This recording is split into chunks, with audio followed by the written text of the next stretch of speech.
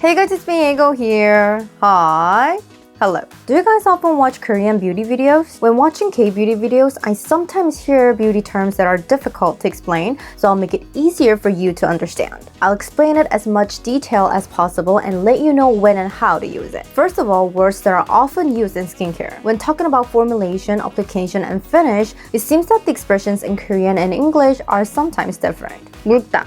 물다 means watery, and even in English beauty, the expression watery is often used. But when it's not as thin as it is, the expressions 점성 있다, 쫀쫀하다, 탱글하다 are also used. The word 쫀쫀하다 is tacky, while 탱글하다 is bouncy. Here, some people use 쫀득하다 to mean sticky, but sticky is close to the meaning of 찐득거리다. So I think of it as a sticky like glue. 쫀득하다 is called tacky because it also has an elastic feel. And there's also 콧물제형. 콧물제형 means runny nose formulation, and it might be a little disgusting, but it refers to a formulation that stretches. You can also think of it as a snail muscus, but in Korea it's described as 콧물제형. 닥토, 찹토, 흡토. The word to is included at the end, and the to is toner of to. 닥토 is said to be a toner that is used by wiping, aka wipe toner. 찹토 is applied by tapping your face with the palm of your hand to help absorption. It's called 찹토 because it makes chop chop sound when you tap your face with the palm of your hand. And 흡토 is a method to gently pressing the face with the palm of your hand for absorption. It's called 흡토 because 흡 of 흡토 comes from 흡수, which means absorb. 꿀피부. 꿀 is honey, 피부 is skin. So it refers to the skin that looks shiny and moist as if it's coated with honey. We also use the term 꿀피부 when our bare skin looks really shiny and good, and can also be used when the base makeup is done really well. There's a similar term for 물광 피부, and 물광 refers to a very glowy feeling. It's a metaphor for skin that looks smooth and moist as if it has a watery glow. This refers to the skin that looks more transparent than 꿀피부. Words that are now often used in makeup. Actually, when it comes to makeup, English is used so much in Korea that it was a bit difficult to think of the words that are only used in Korea. 밑트임, 앞트임. This is a term that is taken from plastic surgery. When performing surgery to enlarge the eyes bigger and wider, epicantoplasty are performed. 밑트임 refers to the end of the underline, and 앞트임 refers to the front of the eyes. By opening these areas, you can make your eyes bigger and wider. These terms are used when applying eye makeup to look as if you had a plastic surgery. 겉보속촉. This is a term often used in base makeup to mean soft on the outside but moist on the inside. If you apply base makeup with a soft finish after moisturizing skincare, you can create a moist but soft base makeup. So it's called 겉보속촉.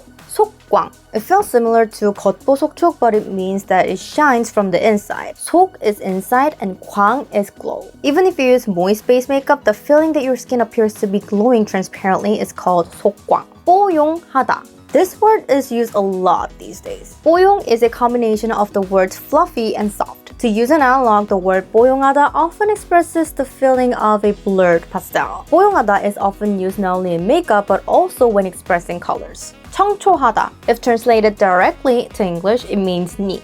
But in Korea, it feels like a combination of clean, pure, and clear. Should I say that it feels a clean, pure lake? So there are a lot of makeup tutorials called 청초 makeup, and there's also a similar word 청순.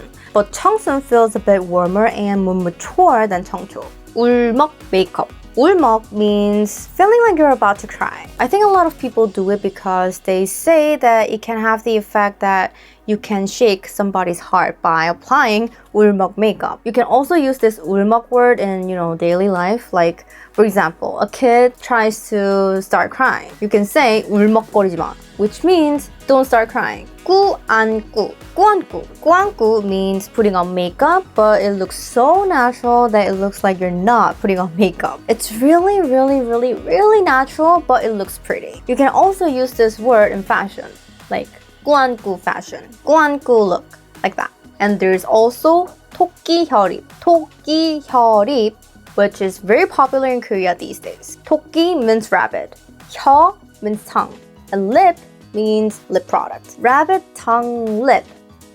Sounds weird, isn't it? The color of rabbit tongue is glossy and smooth, and the color itself feels like My lips but better, but it's more lively. It's mindless, but it has good complexion and is plump without any wrinkles, so it's called Toki Hyori. I think this beauty term came out because glossy lips are really popular in Korea. I personally don't get why it's a rabbit among the many other animals. There are just so many tongues. It's really interesting to know who came out with this term.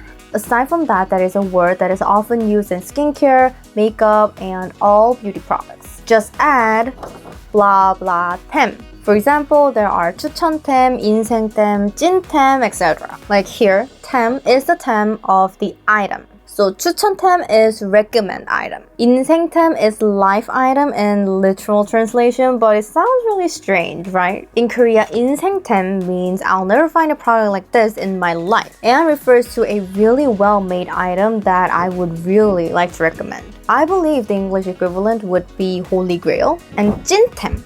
찐템 means real item in literal translation, but in Korea it has a similar meaning as a product that is recognized as real. Let's apply it.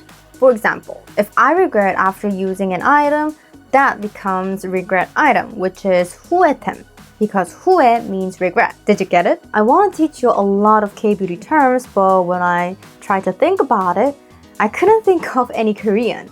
Only English. And even though I'm Korean, it was a bit difficult to explain Korean in an easy way for you to understand. If there are any K-beauty terms that you know that you're curious about, please leave it in the comments. I'll try my best to explain them. So my video is still here. Thank you for watching my video today. Don't forget to subscribe, press the like buttons, and please leave some comments for me. I'll see you guys next time.